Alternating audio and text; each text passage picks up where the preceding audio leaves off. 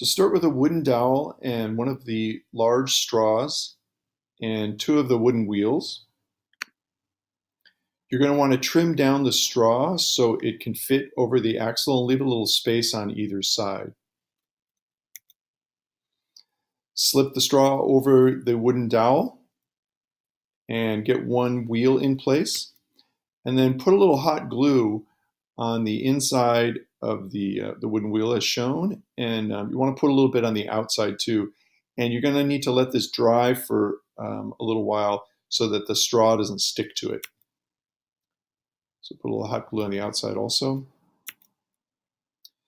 And then you want to slip the straw over and then attach the second wheel and hot glue that on the inside and the outside. It's a little tricky because the straw wants to slip while you're doing this, but just you can secure it in place with a little tape or just hold it with your hand until the hot glue feels dry. Okay, you want to do that, the same procedure as with the other set.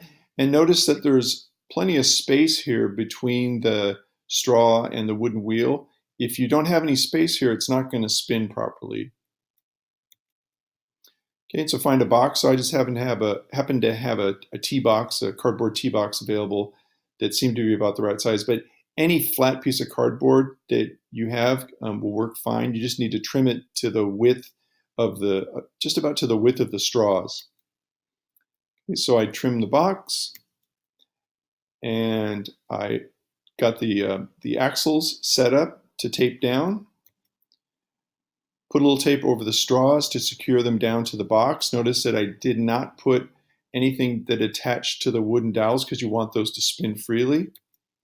Okay, and then here's the finished product, a little cart, and here's a video showing the cart in motion.